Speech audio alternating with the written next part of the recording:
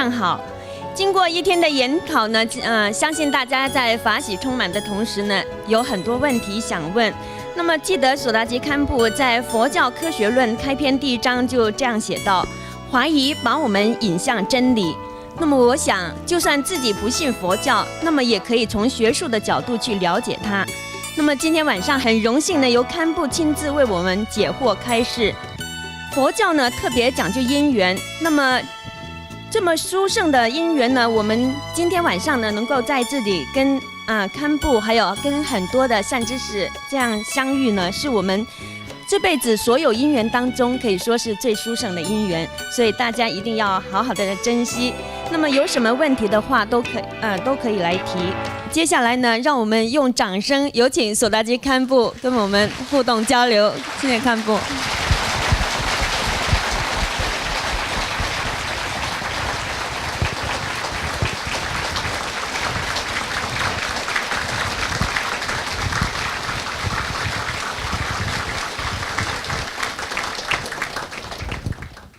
这样啊，今天我们学语教书还有很多的教书，包括我们来自各个地方的同学们也是很认真的，聆听着许多学者的教言，他们的开示，应该说是很多人来讲是有一定的启发和有一定的受益。我中间加一句额外话，刚才这位教授啊，他没有说是哪里的，刚才组委会点他的时候，我后来发现我是认识他的，20年前，他应该修行很好的，也许你们可能在他的语言当中也发现一些，因为我去年去过他们的学校去演讲，那个时候呢。发现一方面他对修行佛教的修行，20年前的这个修行，现在应该说研究也好，修行也好，在国内大学教书里面来讲是应该很好的。同时呢，他对工作，对学校的这个包括老师和学生对他的评价是非常高的。刚才我在讲台上的时候才发现是他，因为穿着同样的衣服，我们一般都看不出来，表面上看着了都是像学生一样的，在感觉上是这样的，所以不知道你们发现了没有？就只是我稍微对他一点破除秘密啊，就是那么今天呢今天我在这里呢可能主要是解答一些同学的问题，其实我想通过今天一天的交流，当然是很多同学们来讲，可能是应该有一些真正的利益，包括今天早上我们的这个潘教授和学语教授和还有很多教授，他们的给大家的真正的心灵的一些智慧感悟就是传输给大家。我们在下午的时候呢，也是这么多的来自各个高校的非常优秀的这些学生呢，也给大家也共享了一些他们的思想。其实我问了组委会这边的话呢，因为通过大家都不认识，然后在很多觉得还可以的这些当中呢，他们通过抽签，然后就选了一部分。其实我们这里还有非常多的这样的这个人才，也许可能人才真正的会所里面有智慧的人呢，不一定在上面来讲，就是很多人是不愿意出头露面的。不管怎么样呢，我想是这次我们应该是一个智慧的碰撞，应该是一种大家共同学习的非常良好的一个机会。同时今天我发现在座的各位在纪律方面大家对尊重或者遵守相关的这些规则，这方面应该做得很好。我也以前在别的地方，包括一些国内的一些所谓的这个国际的一些慈善会议交流会议但是到了后面的时候，或者正在交流的过程当中呢，有时候人心度是比较乱的。这样的话呢，可能讲者也没有兴趣，听者呢到最后的时候也有一定的散乱性。但是今天呢，基本上都没有发现。这样的话，我们还有明天一天的讲座，后天呢，我想大家不用提醒，大家应该会开心的，因为我们50以来都很放松的，所以这方面可能不用给大家说什么。那么最后一天，在这样的话呢，短短的这时间当中，像今天一样就是我们在座的各位呢，应该配合大家的这个所有的这些演讲过程当中的相关的这个规则也好，纪律也好，那这样的话呢，大家都有一种学习的气氛，有一种学习的热情，这样应该说是我们得到的收获也是不是一般的。所以我下面呢，看看大家有什么样的一些问题，有些问题呢。我有些是能回答，有些是不能回答。那么不能回答的呢，就像今天我们上午有一位他不回答，其实有些人认为是他不回答是不好的。我前一段时间写一本书，我就专门用一个以前获得诺贝尔奖的3问3不知的一个故事。因为作为一个获得诺贝尔奖的人，如果别人问了3个问题的话，那他肯定用一个专用名词来可以迷惑别人，但是他这3个问题，他说是不知道，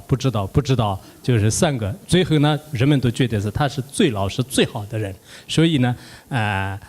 我也许是不一定做得到这个。不管怎么样呢，这个你们有什么问题，我们大家共同交流一下。同时呢，我们还有那个薛宇教授也在这里。然后今天这个如果你们有一些，因为今天上午的这个时间呢。虽然区域教授明后天还有，但是不知道时间够不够然后有一些问题的话呢，因为我们共同大家交流，就应该是尤其是在香港来讲是非常开放的。我去年到中文大学就认识了这个薛宇教授，那么这个时候从那个时候开始呢，我的这个心里呢有很多的对开放、对自由、对包容、对一些利他的心呢。真的是有所转变。我当时心里面想，我们国内的很多的大学、很多的这些学者呢，如果在香港就是开一个交流会的话，对他们的人生应该是有很大的帮助。因为大学生呢，有时候是确实说是人生的转折点。稍稍的一个问题，也许对他们的一生当中是有一定的启迪。因此呢，通过大家的各方面的努力和因缘聚聚呢，今天都是有这么样的一个机缘。所以我个人来讲呢，的确我并不是表面上赞他而已，也没有必要，我们也互相不需要，就是不缺这一点。但我的确对香港的很多的老师和有些他们的开放的这个思想和一些包容的心态是非常熟悉的。因此，我想你们在座的这个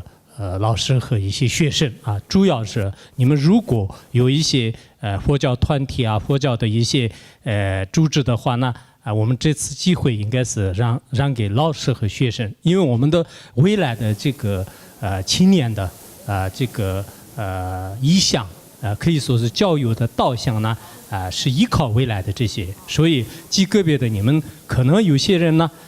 就是本来想参加这次会议，然后通过其他的途径来，已经这个被我们的这个会务组已经认输了。但是呢，今天上午也是，今天下午吧，有些人是以自己佛教团体的名义来，最后就是这个你的问题呢就是没有成功。我们现在呢这3天呢，我相信也是这样的，主要把这个问题留给大学生和一些大学老师、小学老师、中学老师，因为老师对学生的作用非常大。如果你们在实践当中有问题呢，可以问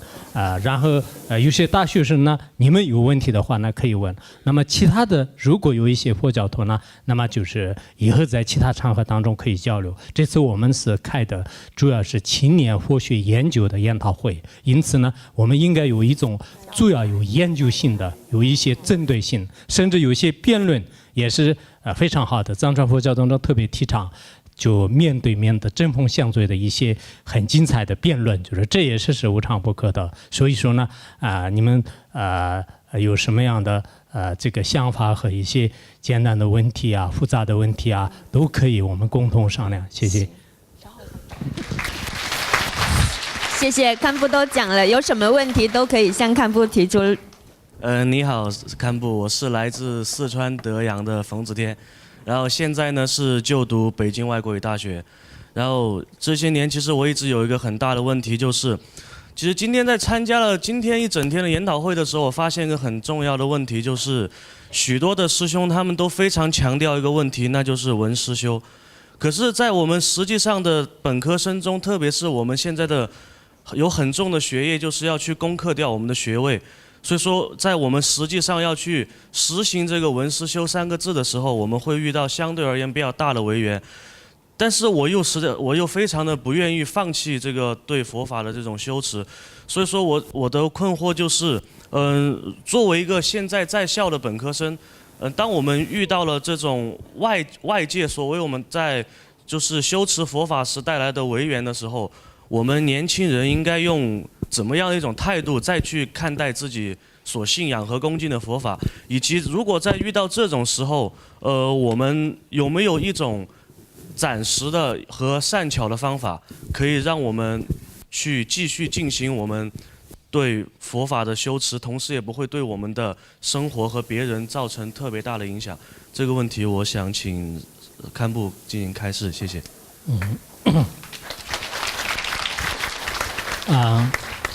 这个问题作为一些大学生，尤其是已经信仰佛教的学生来讲也是非常重要的。但我想是第一个，我们现在有些学佛的大学生或者大学老师或者其他老师呢，把学佛放在重要的位置上，然后自己的工作、学业这些呢就是放弃。其实我个人的看法是，这些千万不能放弃，也是如果失去了这样的机会呢，非常难得的。今天我们有一些同学也是引用了六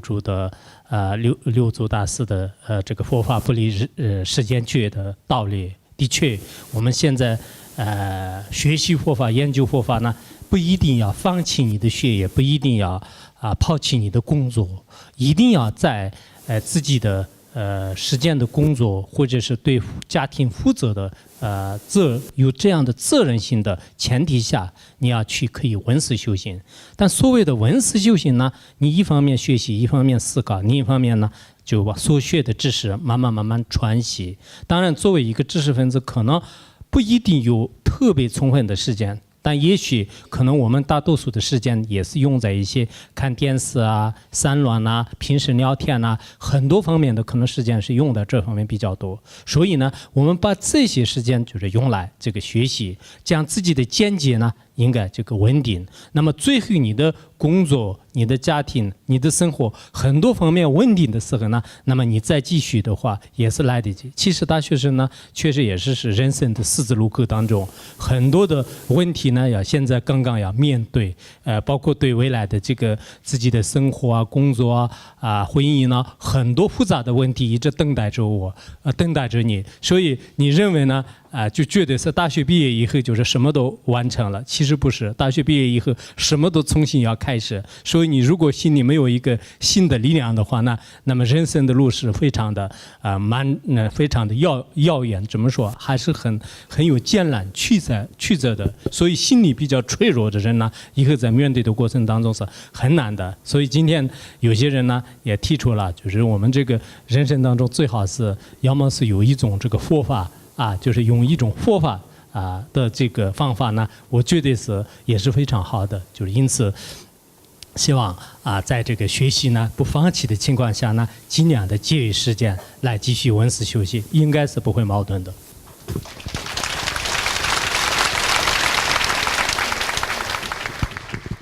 上师您好，我先简单自我介绍一下，我叫黄思聂，我毕业于北京大学生命科学学院和哈佛大学教育学院。过去2年是在美国做一些教师培训的工作，最近刚回到国内。我有2个小问题想请教您一下。第一个是我自己不是佛教徒，但是我对各种宗教都比较有好奇心。那在国外的时候也接触了一些就是其他宗教的信徒，然后我就发现有不少宗教基本上他们坚信，就是说他们自己弘扬的是真理和精华，其他的一些宗教他们宣扬的是一些糟粕的东西。我不知道您对这个问题怎么看？就是说佛教和其他当今世界主流的一些宗教之间的关系，或者说用另一种问题另一个方式来问的话，就是您觉得，如果说离苦得乐是弘扬佛法的目的的话，那么不信佛教的人，就非佛教徒是否也能达到这个目的，就是寻找到这个真理？第二个问题是，今天下午的时候有位郭博士他讲了说，现在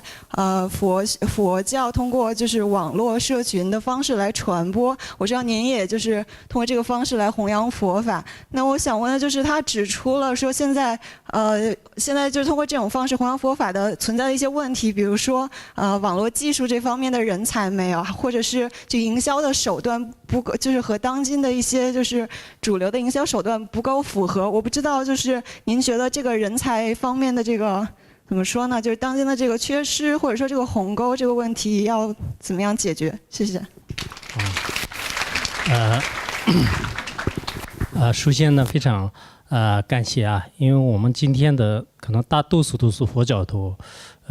我们也特别欢迎非佛教徒或者说是其他的宗教。确实我不是口头上说的，我内心当中很想跟所有的朋友，所有的这些有人类灵性的这些人呢，对祈求正念啊。就今天有个别的同学也讲到了，就是我们这个佛教也好，任何一个宗派呢，最好是不要削弱，不要排斥其他的宗教其他的非佛教徒。第一次世界研讨会的时候，我们也是提倡这种理念。那么作为你也是今天提出这个问题呢，我也很希望，如果明后天还有时间的话呢，有些新的，有些你的想法，包括就西方国家的一些对其他的宗教的一些理念呢，给我们同学们分享一下。我也是有这方面的心愿和需求。那么你第一个问题，也就是说，作为我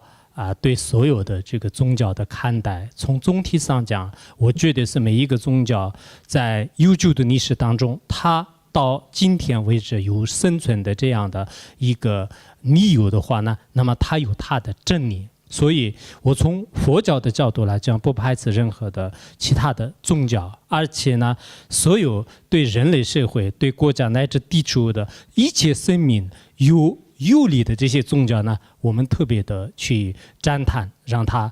永远就存留在这个世界上。所有的对众生、对社会没有利益的这样的宗派的话呢，包括如果我们佛教当中有的话呢，我也不愿意让它就是驻留在这个世界当中，因为我们每一个众生也好，每一个生命都不愿意受到危害。谁受到危害的话呢，那么对他来讲是不应该说是有这样的这个因缘。所以呢，我对所有的宗教就包括基督教和天主教以及这个伊斯兰教的话呢，那么在他们的教义当中呢，都有很多的对人类向善的一些特别积极的一面。同时极个别的一些宗教的话呢，那么可能是也许我们可能对他们的教育不是很专业的原因，但有些地方的话呢，可能不管是在深度上也好，或者说是一些广度上，在继续研究的过程当中呢，有机会，我也想很多其他宗教呢，宗教徒的话呢，还有我们有一些交流的余地，有这样的这个想法这样那么对于这个第二个问题来讲呢。其实这个是应该是就是今天就是专门讲这个佛教网络。其实他讲的这个佛教网络的这个传播的话呢，我也很感兴趣。这几年以来呢，依靠网络依靠我们的现在的这种科学技术的话呢，其实作为我一个佛教徒，尤其是在心想上发了大乘菩提心的人来讲，我们想。确实是网络是，如果用得好的话呢，它对整个全球的利益是非常大的。去年我们学习教授在那边的时候是当时我们这个也是大学论文的时候，有一个英国教授是一个英国的这个教授当时他讲了，现在是一个成了这样的网络时代，也是一个虚拟时代。那么世界上的所有的不共同来自全球不共的人呢，他们共同可以通过网络来做事情的。那么佛教徒也好，佛教徒也好，只要有共同目的的话呢，依靠网络就是可以做共同的事情。我当时心里面就觉得是确实也是，以后我们做好事呢，也是依靠网络，就是做很多好事。做坏事的话呢，那么这一点你们也是通过新闻可以看得到的。那这样的话呢，根据他的当时的这几个建议呢，我也已经记住了啊，就是现在说是真正这个佛教网络这边的话，大概是1400啊，就是14300个，好像14300个这个网络，就是在这个铺天盖地。那从中的话呢，可能极个别的是依靠网页啊，就这样。但是呢，从中我们所讲到的佛教确实也是缺乏一些管理人专业人才。从我所在的这个学院来讲呢，这方面是不是特别缺的？因为我们那边确实是网络专业的人呢特别多，每一次报名的人特别多，就是所以说在我们学院这边的话呢，虽然我们也没有这个网络的更新啊，这些都是并没有今天他所讲到的那样，就是很长时间都是不更新。有时候我们内容太多了，我经常给他们说，内容太多了，更新的太复杂了，就是太多了的话呢，也不要每天都是换，就是每天的这样换呢，可能并没有意义。但是极个别的地方也确实他所说的那样的存在一些各方面的这个问题。所以作为佛教徒呢，就是也应该可以利用网络。不仅仅是佛教徒，我们还有很多的做各种各样的慈善啊，做一些非佛教徒的话，那真正世界上是很好的一些理念呢，通过网络来学习也是特别好。当然不好的一些，包括我们在座的大学里面呢，可能有很多人，现在很多人是并不是读大学，就是玩大学，就是天天在这个网吧里面玩，就是最后回来的时候呢，所有的钱浪费了，什么都没有学到。而且像我们内地那边的话呢，就是基本上大学的时候都是没有好好的学习，就是天天上网玩，最后真正找工作的时候呢，就是成绩特别差，就是这种现象也是特别多。所以我们依靠网络应该是三巧利用是相当重要。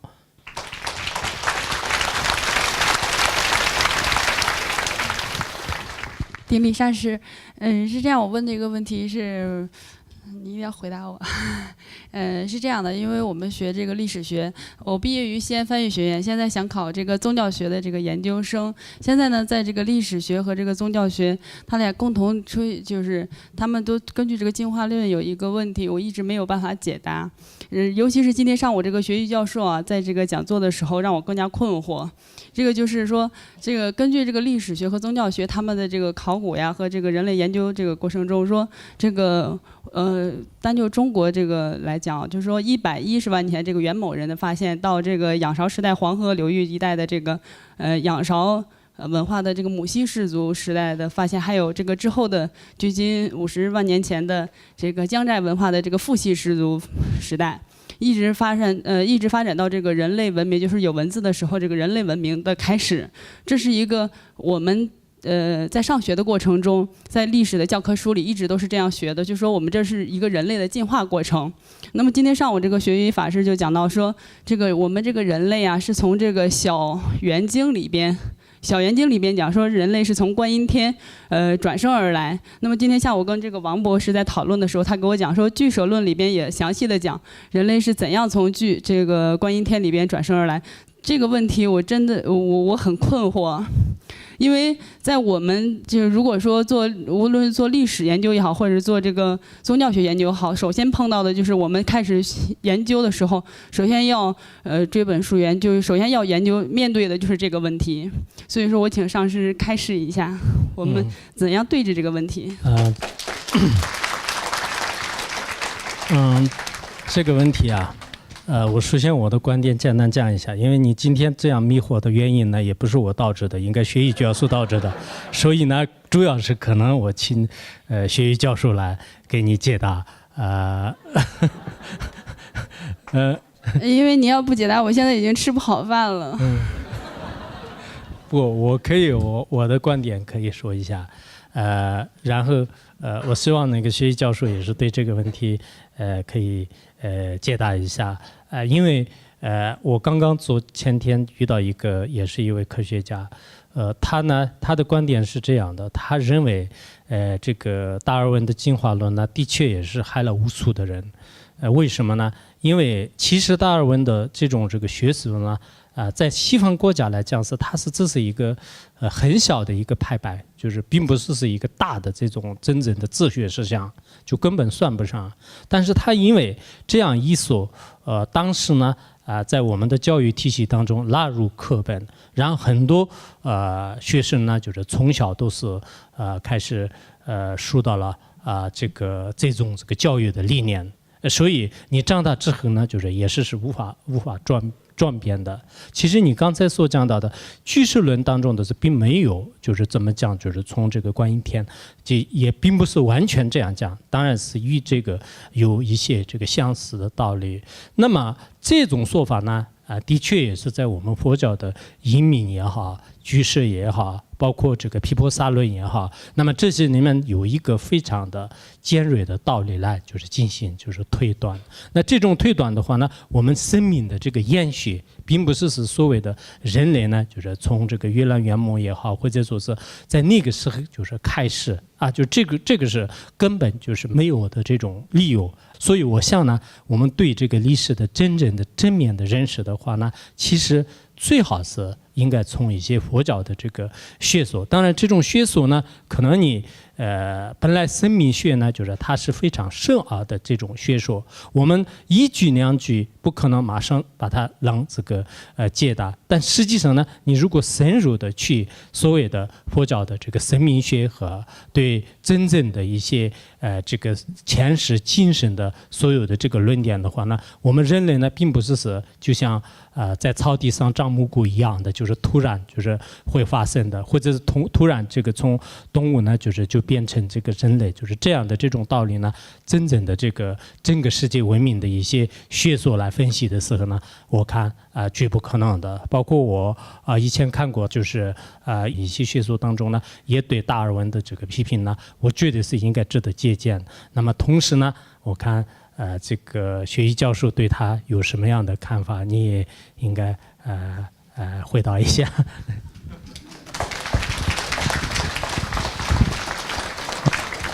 好，谢谢。好，实在对不起，给你confused。其实我想这个从我们不能够把宗教和历史混为一谈。我们也不能够，今天那个潘宗光教授他也谈了这个佛教和科学的共同性，但是呢，我个人认为我们也不能把宗教和科学，特别是佛教和科学也混为一谈。每个人都要做重点。我们人类的问题太多了，佛教它可能不能够完全解决我们所有问题，也不能够解决出像历史方面的这样的问题。但是呢，我们认为佛教我们最重要的，佛教能够给我们解决什么样的问题？就我们当下的问题，我们人的问题。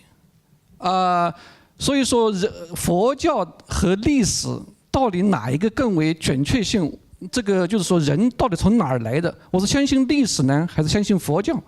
这个问题实际上是很难回答的。就是说，如果你是研究历史的，你是科学家，可能你就会相信科学方面的。我是研究佛教的，我是信仰佛教的，我就会相信佛教方面的。但到底佛教和科学之间到底有没有什么冲突，或者就是佛教和佛学和这个历史学方面到底有没有什么冲突，或者有没有什么共同点？我想这个还是很重要的。从历史方面来讲，我想有没有一个共识，就是说我们所有人都介绍了我们人类是从哪儿来的？可能到目前还没有。有没有一个就是所有人都介绍的？我们人是从哪儿来的？不管你是达尔文思想也好，还是从基督宗教上帝创人说的吧，可能都没有。但所以这个方面呢，就要靠自己来辩证。就是说我们可能如果当然佛教刚才也讲了闻思修，对吧？闻思修正，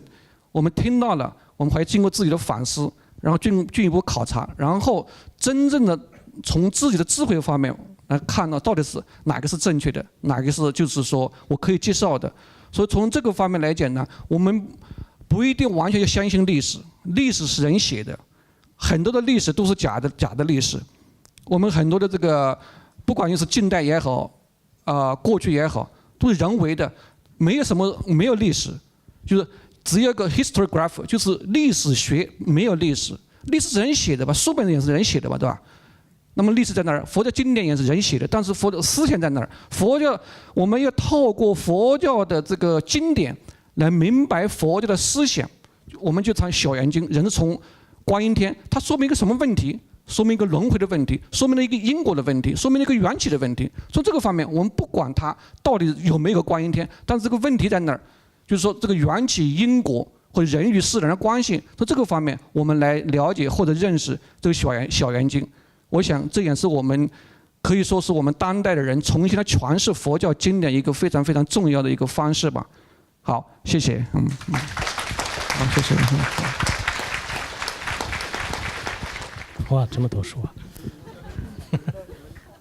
顶礼三宝，顶礼那个索达基上师。我今天带了很多问题过来，不过那个我就挑2个我自己的。我先自我介绍一下，我是来自中南财经政法大学的本科在读生方百森，我的专业是金融学。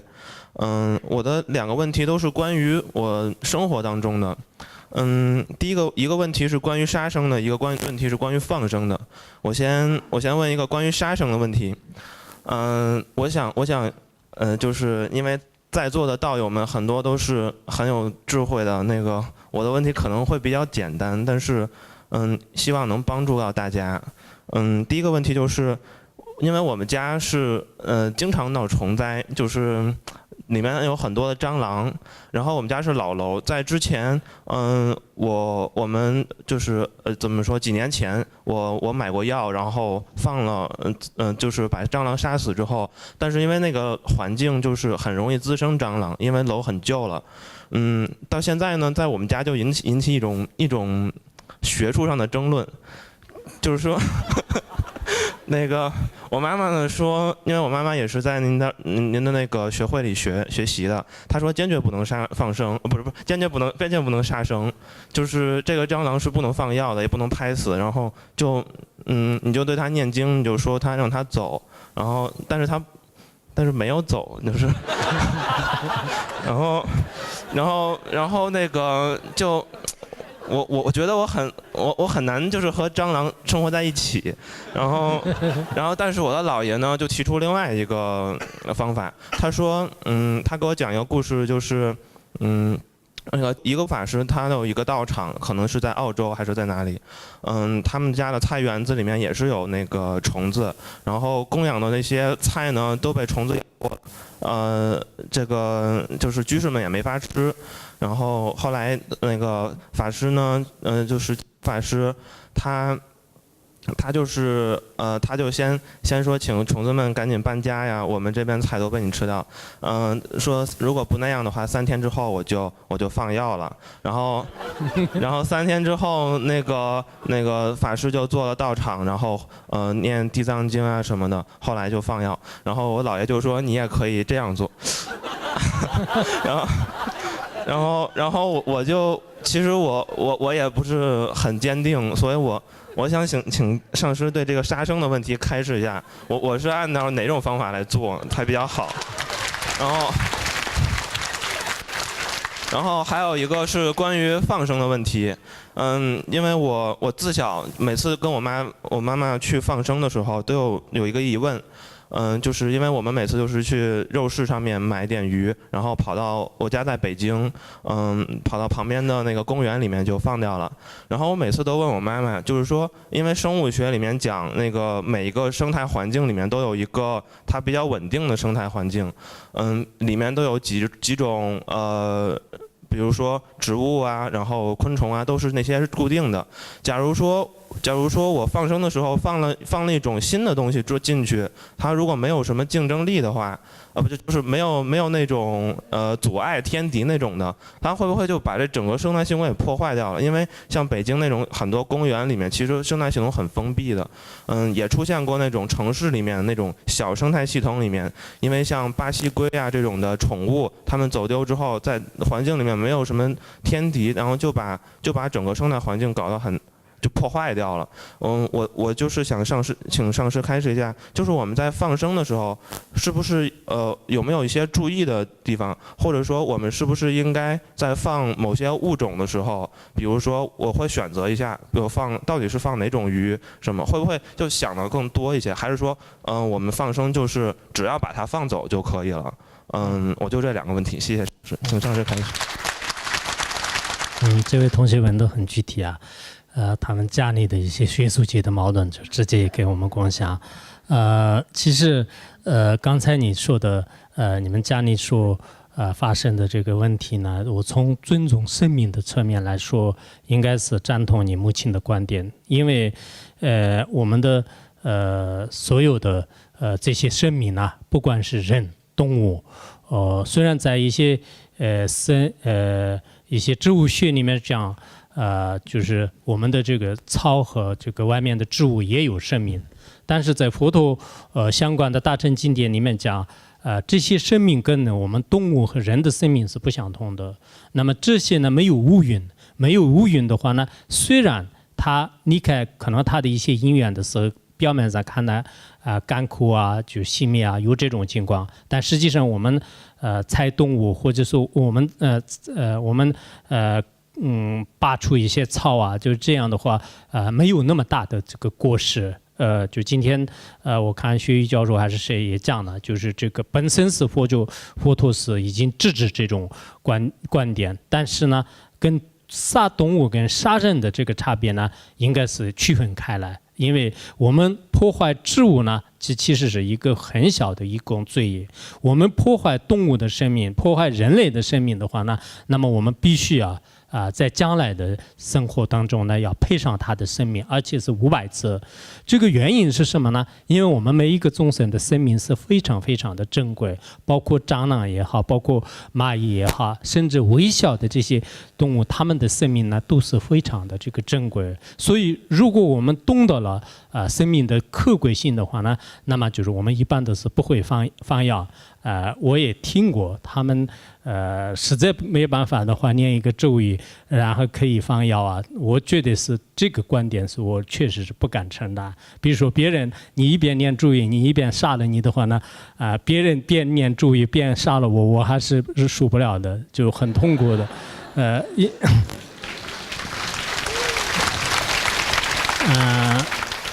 因此我们对这个生命的尊重呢，如果我们懂得了人和动物的生命是，的确是今天上午有个别的今天下午吧，就是有个别的好像来自英国的一位学者讲的吧，就是讲到终身生命的时候，自然而然流出眼泪，这就是真的是知道了生命的这种可贵性，应该是这样的。如果我们懂得了这样的大悲心的理念的话呢，那自然而然对众生升起悲心的，绝对不会因为这蟑螂蚂蚁对我的生活有一些障碍和困难的原因杀掉它。最主要的是我们没有懂到他们的生命的可贵性而导致的。然后第二个问题呢，我想不管是你放鸟类也好，水生动物也好，我们放生者呢必须要先研究它的这个生存环境方面有着很细致的观察。如果没有观察的，我们淡水里面的这个动物放在这个碱水里面，或者是其他地方，或者说我们家养的东西就是放在这个山上的，那这样的话它没办法生存。所以我们放生呢，并不是只是表面上就让它放了就可以，应该说是这种这个鸟类飞禽在什么样的环境当中它可以继续存活，那么这方面呢就是提前应该有所观察，然后呢你再可以继续对环境就保护呢没有影响，对它的生命呢也应该有保障，这样的情况下放生才是最好的，否则表面上搞一个形式呢，也许它的后果不一定非常好。顶礼上师，大家晚上好，我是来自广东外语外贸大学的在校本科生，然后我的法名是上师给我取的圆梦。那今天我也是有2个问题，希望上师能为我解答疑惑。第一个是今天下午就让我临时想到的，也是我非常希望得到解答的，就是关于仪式和仪式化之间的区别。就通常我们会觉得说一个词它加上了化，多少会带有一点贬义或者有一些不好的影响。就打个比方说，城市和城市化。程序或者和程序化加上化，大家都会有一种觉得这个东西不太好。那我们都知道，像上午有教授也提到，仪式是一种我们对自己内心信仰的一个忠诚，或者表达自己的感恩。但是如果像一些不信仰佛教，或者说对佛教了解不深的人，他们会觉得说，佛教的信徒经常他们所做的各种的一些活动都是趋向于仪式化。那对于这个问题您怎么理解呢？然后第二个问题是我个人困扰我很久的一个问题，就是因为我经常我是在我妈的影响下开始对佛教一步步了解的嘛。那在我看来，我经常在自己的脑海中有个挣扎，就我认为佛教有时候是一个非常对人的影响是非常积极的，有时候又觉得佛教对人的影响非常消极。为什么这么说呢？就因为佛教都是讲所有的人都是什么事情都是有因果的，有因才会有果。那打个简单的例子，就是说女生会很在乎自己的皮肤好不好。那我每次跟我妈说，妈我皮肤不好的时候，她就会说，你肯定上辈子没有在佛前点灯。她说。对，他说，因为多点灯、常供佛灯的话，对女生容貌会有影响，他应该是这样说的。那这样子的话，有时候我就说，我所有今生不好的事情，都是因为我前世没有种下这个果，那我就不用去经过自身努力去改变，这是一种消极的看法。另外一种积极的看法就是说，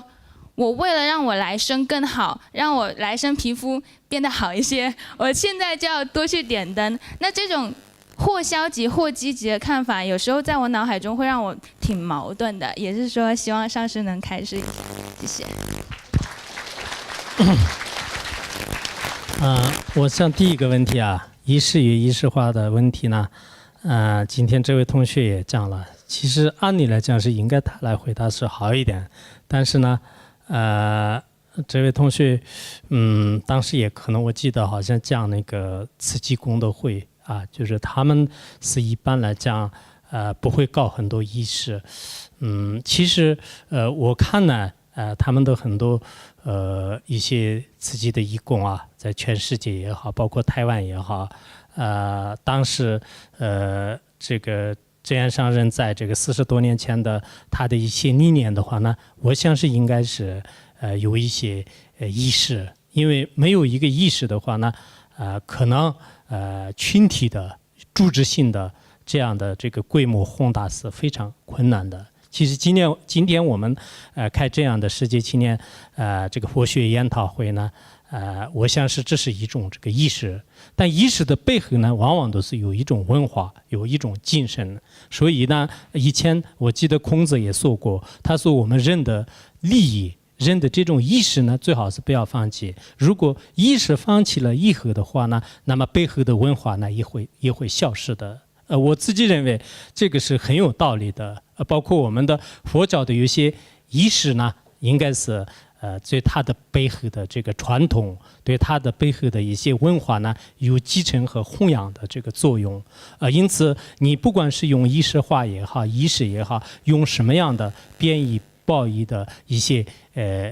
字来，就正是应该说是一个非常庞大的文化，或者说是很坚固的一种知识呢，在它的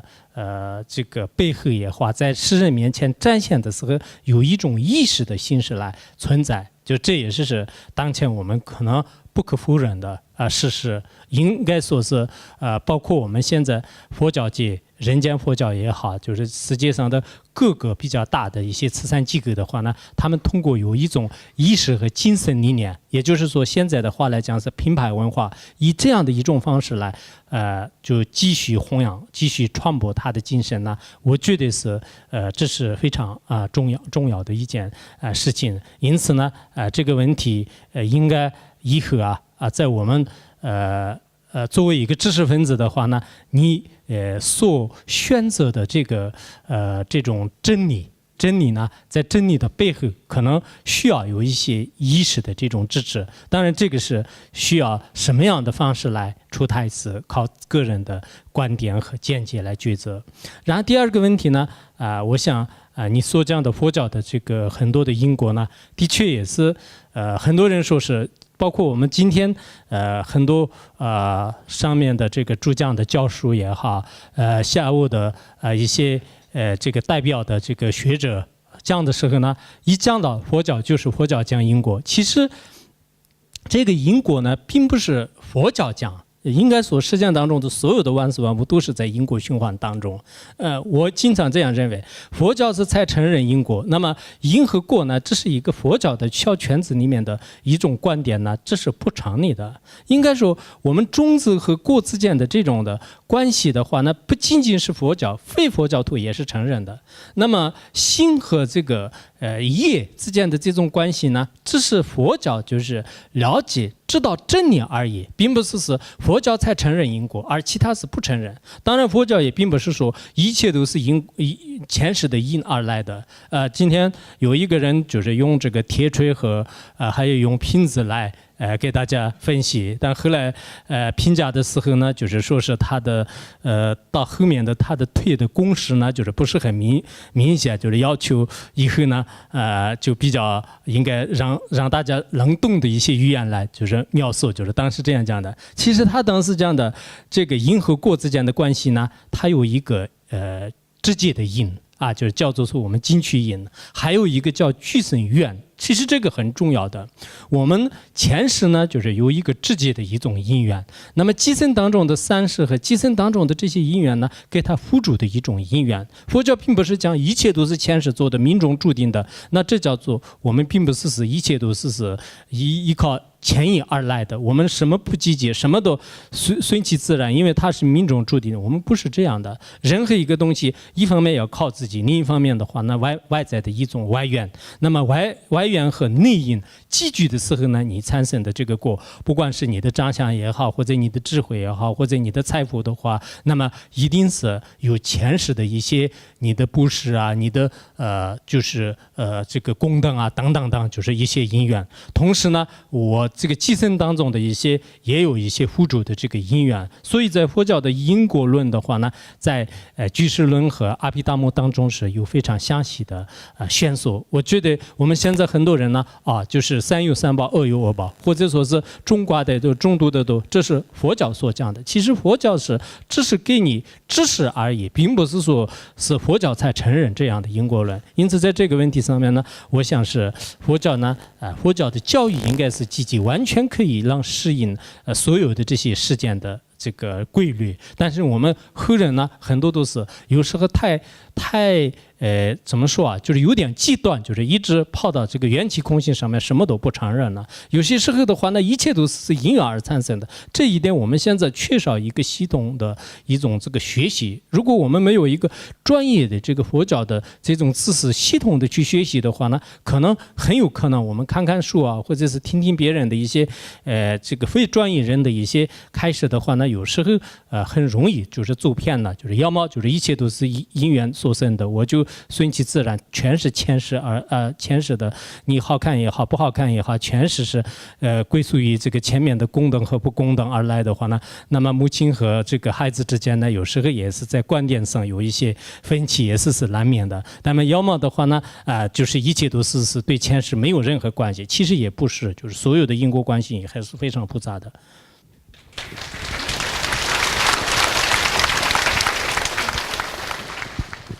顶礼上师，我先自我介绍一下，我叫辛启明，法名是才让德吉，我本科毕业于英国诺丁汉大学，即将入学英国华威大学，我是有2个疑问想请上师开示，第一个就是每一个宗教都有自己的慈善行为，就是都是提倡爱人助人，那么其中的区别是什么？第2个问题就是，因为现在很多的那个慈善行为，大多群众都是聚集在物质的资助上面，而因为现实的条件约束吧，可能很少能给予他们更多的心灵上以及心理上的资助。对于就是相对于苦难的一群人来说，过多的物质资助会不会对他们造成不利的影响？并且我们作为那个社会的中流砥柱，应该怎么样思辨地看待这个问题？因为这个问题就是现在啊，对我来说是非常重要的一个问题，也是我思考了很久的问题。我会思考这个问题，是因为去年这个时候我接触到了一个残障孤儿院。这1年的时间里，我在思考、准备、筹划建立自己的基金会，向民间的爱心人士就是筹集善款，帮助他们就是筹得手术费什么的。但是在这1年的准备过程中，我也思考了很多，就是如果我们过多的把就是注意力放在他们的身上，他们会不会觉得有什么压力，以及对他们有什么影响？因为现在就是可能社会比较冷漠，媒体都在追踪这些看似很温暖的故事。你说过多的物质、过多的眼泪，甚至是过多的媒体关注，会不会对他们孩子造成什么不好的影响？并且我们应该怎么去做更正确的做这件事情？请上师开始，感恩上师。我想。首先第一个问题不管是任何宗教，它有一种爱心，也有一种慈善的心。那么其他宗教我暂时不谈。从这个佛教的爱心呢，它有不同层次的。佛教的最高的一种爱心呢，应该是爱所有的众生，舍弃自己，这叫做是我们所谓的大乘佛教。那么中等的这种佛教的爱心理念呢，就自己从轮回当中超越，也自我解脱，帮助自己。那么比较下等的爱心的话呢，那么不害众生，也就是我们现在就是所谓的南传佛教的一些佛教的教义，或者说是我们人间佛教的一些理念，我们不害众生，尽量的推广一些，但是也并不是自己完全的是得到这个解脱的。当然其他的宗教呢，也是对人类对生命的一种热爱，但是这种热爱呢，我觉得是很多的这种宗教呢，仅次于或者是人天福报，或者说是精神当中比如说儒教当中呢，对孝顺、对仁义、对爱的传播呢，在古代来讲是非常的这个广泛。但是我也在儒教的一些思想当中非常细致的翻阅了，翻阅以后呢，只限于一个精神的就除了来世以外，基本上都是不管。那么他的爱呢，就是只限于一个人类，为了人类的存活呢，就是可以杀害动物等等，就是有很多这方面的。然后包括这个基督教的话呢，那么就是人死了以后就是入天堂等等，但是呢，也是对动物方面呢，就是并没有特别的这个关心、关注等等。所以我觉得是从爱心的一些深度，或者说是它涉及的面方面呢，应该是佛教是我个人认为呢，就是比较广的这方面可能我们后面的一些学者也好，就是学生呢，就是应该用非常公平正直的心态来就是进行分析，就这是非常重要的。然后你第二个问题关于慈善的问题呢，其实这几年以来我的这个能力也是有限的，但是我在除了我自己讲课和一些给大家的交流的时间以外，在我的时间的部分呢，也是分给一些做慈善的活动。那么做慈善呢，你刚才所讲的有些可能包括对一些贫困的孩子也好，贫困的一些其他的一些弱势群体呢，也许可能也有一些负面的影响，再加上是对我们现在的这个媒体的一些导向呢，也有一些极端的这个现象。但是我个人认为，通过再三观察以后呢，我们不能因为极个别人可能会有一种不良的效果，或者是因为现在的这个社会导向就是对主要倾向于经济而就其他的这些并没有关系等等各种原因呢，我们放弃这样特别有意义的事。为什么呢？因为现在我们的很多的比较成功人士的身边呢，还有许多的这个需要值得帮助的弱势群体。那么我们虽然不能全部都去帮助，但是哪怕是一个人，在自己力所能及的范围当中的话呢，那么10个孩子也好，20个孩子也好我应该就非常的就愿意帮忙比如说我去年呢就我们就建立一个小小的慈善基金会，然后我们去年就是原来我是大概10个20个自己帮助一些大学生，那么去年开始呢我那个跟其他的一些基金会合作以后呢，我们能帮助就是在这个西部地区的100个学生，然后从今年开始呢，我们就进入到这个150个学生，150个学生。现在我总共资助的有150多个学生。前一段时间有一个著名的演员，他说是他要帮助10个学生，看我能不能找得到你们这个藏地的贫困学生。我说我拼命的去找，因为你他愿意1个月当中1年当中1个学生能出5000块钱，那么这样的话5万块钱就是出10个大学生。我想在3-4年当中，如果是我们一个大学生就是能读出来的话呢，那么就是过了以后对他来讲是一生当中的这个真正的一种富裕。所以因为我的辛苦，因为我害怕别人说我什么，以这样的各种各样的顾虑了，如果我放弃的话呢，那么受害者是谁呢？就是这些贫困学生。所以人只要有机会，人只要有能力的时候呢，应该尽心尽力的要抓住这个机遇。所以我想呢，当然我们现在人确实你刚才所讲的一样，更重要的呢还是需要心灵的这个财富我们今天呢在这里讲座的时候呢，也很想表面上看到我们很多大学生是确实是从物质生活上面就是应该是有富裕的，否则的话呢就是来香港可能不一定能来得成，就是很多人父母的支持这些没有。但是我不知道你们的心理呢，就是心理财富是有些是可能比较富裕，有些是可能以后是比较贫穷的。那么这个时候呢，我们很多人也是成了这个贫困对象，就是这个如果心理这个信仰也好，心理的很多的这种特别缺乏的话呢，那么就成了。那这个时候呢，如果有能力的话呢，要对这个贫困所有的这些天下的一些这个学子就是内贫困和外贫困。那么外贫困呢，我们显而易见的，很多人的确也，尤其是偏僻地方和一些少数民族地方，包括我们汉地呢，有个别的一些农村当中呢，也有特别贫穷的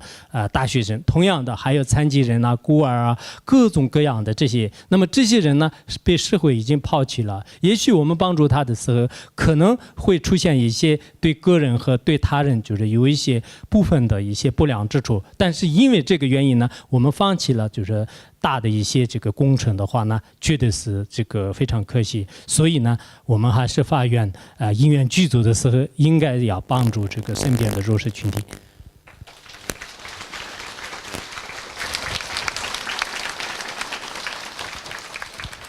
尊敬的索达吉堪布，我是来自广州的一个大学生。今天在场的都是年轻人，所以我想问一个年轻人的问题：青年拜金，对很多事无所谓，然后出现了同性恋的现象，甚至放弃了生命。对于这个问题，您怎么看待？其实这个同性恋的问题呢，我以前好像对这个问题可能讲过一堂课，不知道讲了没有。我想讲一堂课，但是讲了没有，好像讲过。但对于这个问题呢，实际上是也是比较复杂的。曾经我了解过，有些国家呢，非常支持的，就是包括就是像这个美国的这个纽约市市长他们的话呢。那么同性恋就是结婚的时候呢，就是市长亲自出来这个参加就是他们有一个合法的这种这个支持就是合法的。然后今天早上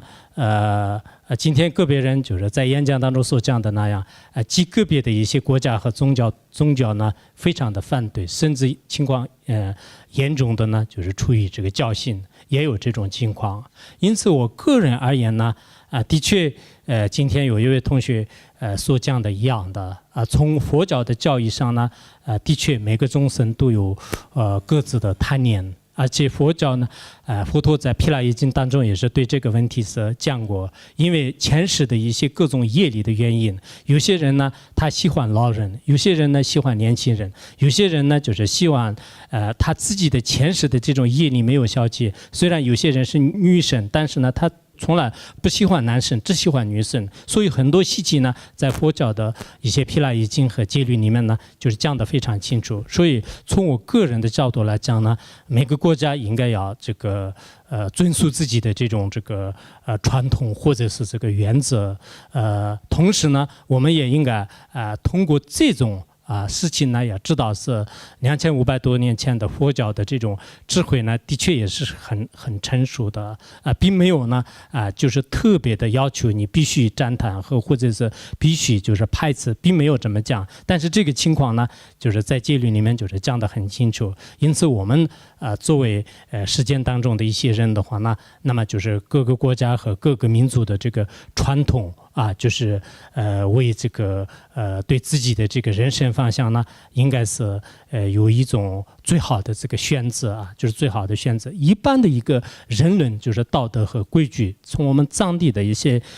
古人的一些规矩来讲是这是对这个伦理上是比较不赞叹的因为它是完全是一种不符合就是一种这个规律。但是人的这种业力和人的这种这个业障呢，就是有不可思议的。所以即使你不符合真正的这个人类的这种自然的一些规范，但是呢，可能会人们呢也经常以自己的业力的支配下呢，就是会做各种各样的非法或者不如法的现象。顶礼所达吉堪布，我是一名广东的居士，去年刚毕的业，现在在工作，是主要做媒体方面的。然后现在有一个问题就是，现在的很多媒体呢都是在报道一些，比如说杀人抢劫然后关于就是一些社会的黑暗现象，这样的报道特别的多。然后呢，我想这样的一个问题是不是，就会激发人们阿赖耶识一个潜意识的种子。然后当大家看到这样的一些事情的时候，自己有的时候也会不由自主的去做。然后作为媒体人呢，在做这样的新闻的时候，是不是也是在造业或者是什么的？然后这是第一个问题。还有第二个问题呢，也是本人的业障呢也比较深重。之前呢虽然也受过戒，但是呢既然还是破戒了，并且也是还是根本戒是不通忏悔的。我想问，就是索达吉堪布，如果是破了戒的话，然后是否需要忏悔干净了才能再受戒？第三个呢，还有是今天有一些师兄也建议我说，索达吉堪布能够来香港，这个机缘也非常的殊胜。然后呢，我想借这个机缘，然后也是带一些师兄请求索达吉堪布能否在这个地方给我们皈依或者受戒之类的。谢谢。我想第一个问题，你那个作为这个新闻媒体的一些工作传播者呢，应该要在有些问题上是可能通过自己的智慧来进行分析和观察很重要。但是现在的一些媒体工作者呢，自己也不一定有权利，你上面有一些你的领导，还有很多的这个工作的目的原因等等等。其实真正的这个媒体呢，现在的确也是从黑暗的这个方面呢，就是传播的比较多一点点。因为我们有时候是不管是杀也好，抢也好，盗也好，很多都是通过这个电影电视就是这样而学出来的。本来是这些都不会，但是通过这样看了以后就学回来的。这样以后呢，我们如果有机会的话呢，其实在人类这么庞大的家庭当中，有很多人做的善事是非常好的。从善的方面呢，也进行这个传播，对很多人来讲我觉得是非常有必要的。而且这样做善，这样做的话呢，对他得到的利益是什么样这样是非常非常有必要的。然后第二个问题，作为这个如果戒律就是破了的话呢，你们一般的戒律呢是可能在家的这个三宝皈依的一些戒律啊等等。那么这些呢，就是可以通过自己的一些念一些佛号啊，或者是咒语啊，来进行这个忏悔，然后呢，就是可以重新受戒。因为出家人的有些戒律呢，就恢复的话很困难的。那在家的一些居士的话呢，那么就是再次的这个受呢就并没有什么这个很大的这个过失。当然我们这次呢就是青年研讨会是一个学术的这样的一种这个交流学术的一种交流，所以呢我们这个因缘成熟或者是各方面条件允许的情况下呢，就是有个别人有些原因的话呢，就是到时候再看情况。一般来讲呢，我们在一般的这个学校里面呢，学校是一般的教育场所，然后我们的皈依和传戒呢是一种宗教的这个仪式，所以我一般到一些学校里面去演讲，或者说是跟这个开一些研讨会的时候呢，主要是学术上面的交流，以这个间接的这个传递，互相这方面是这个为主的。那么这样的话呢，可能以后因缘具足的时候呢，那么就是受戒律啊。其实这个皈依的话，我觉得是不一定要非要就是就因为自己在一个上师或者在一个佛像寺院佛陀面前，我从今天开始皈依，就是从内心当中下这样的一个决心，发这样的一种愿的话呢，这就是一种皈依。就是所以说呢，即使没有一个特别珍贵的仪式的话呢，如果你真的像这个皈依这个三宝的话呢，就是那么比如说我们现在这样的一个场合当中呢，这次是一个很殊胜的因缘。我这次呢所有的这些佛菩萨面前，我们这里青年学子当中，包括有些老师和教授里面，肯定有很多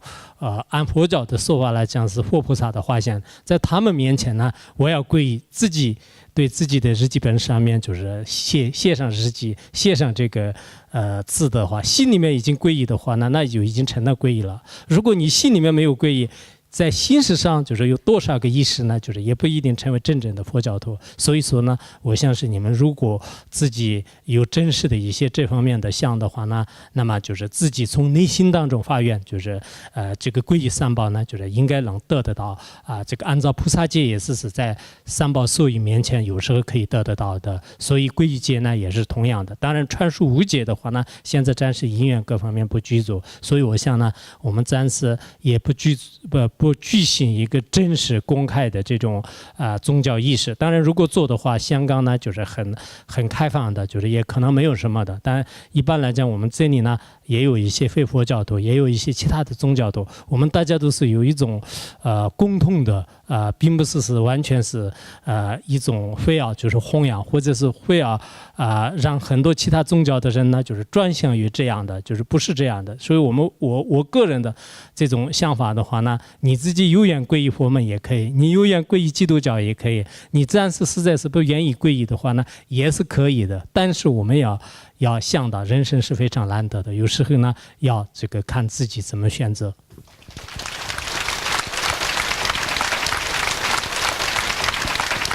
尊敬的大恩上师，晚上好，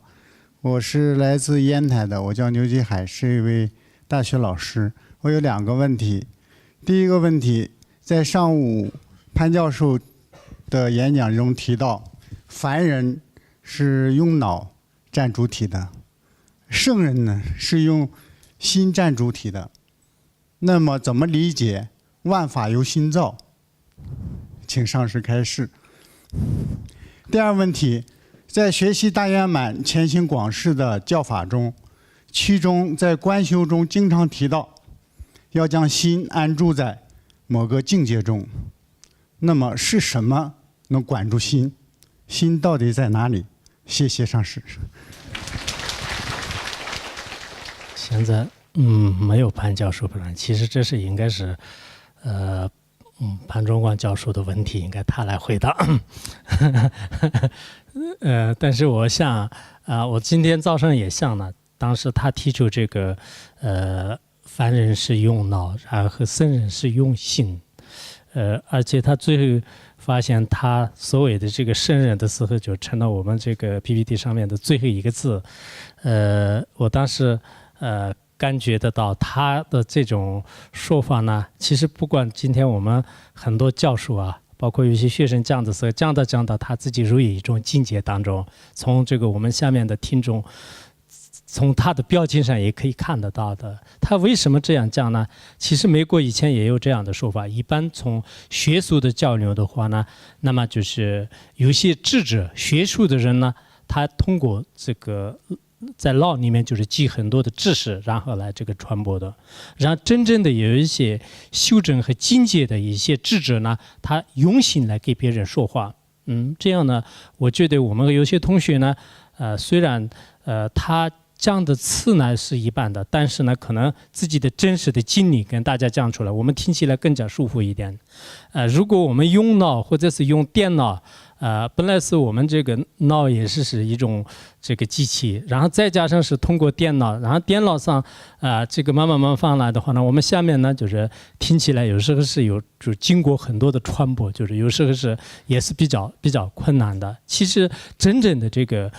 圣者的话呢，他完全是有一种信的这个力量。这是为什么这么讲呢？因为我们的一切的这种所有的这些万法唯心造呢，其实这不是一种口号确实不是一种口号。当你心真的入于一种境界的时候，或者是当你的这个心呢真正认识它的时候呢，完全是我们实践当中的所有的事情呢就不用回答，就是自己的可以就完全明白的。所以呢我看到今天的很多教授虽然自己没有这么讲，但是呢讲着就是他们的这个修行呢就是应该是很好的就是很多大学老师和很多这个教授呢他虽然看起来就是并没有说是我正在修行正在闭关，没有这么说，但很多大学生呢，我也希望从这次的研讨会开始将来这个再过20年再过30年的时候呢，可能我们这些人呢就是已经离开了人间，但是你们这些年轻人呢在那个时候就是应该有一种丰富的人生经验，在那个时候回顾你原来的这个人生的时候呢，才知道是其实心灵的这种财富是最重要的。应该有时候呢我们对这个烦恼也好，对人生的很多问题呢，用信用佛法用其他的宗教来面对的时候呢，确实是非常有效的，非常完全是用一种外面的金钱地位财富来补缺我们的心理的匮乏的话呢，非常的困难，尤其是现在这个时代当中越来越痛苦，越来越困难。因此我们也特别希望很多大学生呢，就是像今天上午还有明天后天的有很多的这些学者他们的这个人生之路是怎么样来的，其实我们也应该可以这样学习。你后面所讲到的这个包括一些大圆满方面的这个安住和参修的话呢，应该是在只有可能密法自己的这个前行的次第和真心的次第当中呢去了解的话，可能更加殊胜。顶礼上师，上师，我有一个问题困扰很久。我自我介绍，我是一个职业学校的老师，教授那个心理学。在那个教授课程的当中呢，我也跟那个帮学生解决帮他们处理一些心理问题。我就发现，有现在学生呢，他们心理问题就是还是比较普遍的。那么比如说他由于他的人格可能是在家庭环境成长当中有一些不是很健全有偏执或者是自私狭隘等等，那么在他的人生当中就会慢慢的出现很多心理痛苦。那我的问题是怎样用佛法和心理学怎样用一个很好的切入点？因为我的学生呢，他是16岁左右的，那他可能很多没有信仰，我怎样来就是帮助他们在就是不用佛教名词的情况下，能够给他们就是一些帮助，这第一个问题。第二个问题是因为我在2年前就是看了一本书是尼玛巴的那个东渡法王写的《心灵神医》，那我就发现就是应用了尼玛巴的很多观想方法呢，可以治疗一些就是相似于就是更加超胜于心理学的行为疗法，那么能够帮助我们解决很多心理问题。那么我如何可以用这个方法来帮助学生来解决一些心理问题吗？怎样更好的应用？谢谢上师。其实我在想，我们这个心理学和佛教的一些教义呢，完全是可以吻合的。不过在内地的话，不管是中学、小学，都可能不敢提这个所谓的佛教。在香港和在别的地方呢，应该是在学校里面是比较开放的，就是可能没有什么大的问题。但不管怎么样，给学生提也好，不提也好，其实我们的真正的这个慈悲心，慈悲心现在在心理学呢，就是它并没有深入到这么深的地方。佛教里面的所谓的慈悲心和平等心呢，应该说是在这个心理学当中是最高层次的一些理念。我以前看过一些荣格的这个心理学学说。那么荣格的心理学学说当中，当然他对西藏多万经当很多的赞叹，但是他的个别的一些神学论讲的时候呢，那么心理学呢就是最主要站在一个慈悲的理念上是最高尚的。所以我想对这个学生也好，对一些青少年、年轻人呢，应该从慈悲平等的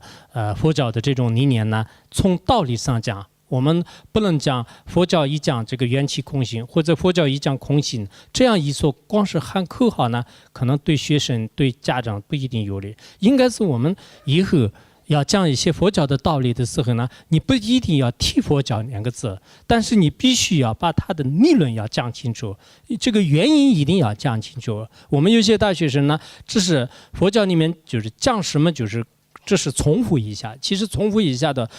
在书里面也有，不一定很重要的。最关键的是这个理论给我们的学生，给我们的其他的这个青少年呢，就是通过这样的沟通来给他们宣讲的话呢，就是可能是这是一种这个最好的方法。那么最后我们怎样这些人呢就是带入这个佛教也好，带入这个心理比较健康的这个领域呢，其实我们自己和他人都要共同一些学习，或者说是我们现在呢应该有一种方便方法。现在社会当中是有个别的学者和有个别的一些这个老师呢，就是他有很多的这种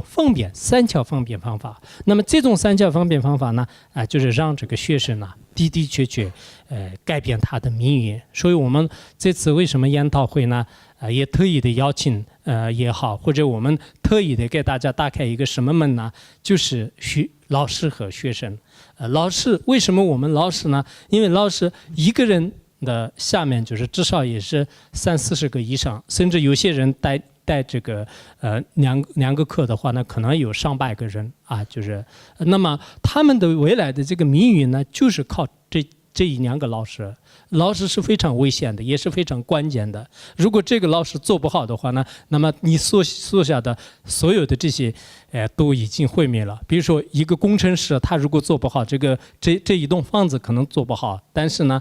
如果他没有垮下来的话呢，这是经济上的损失，并不是精神上的损失。如果一个老师他做不好的话呢，那么下面的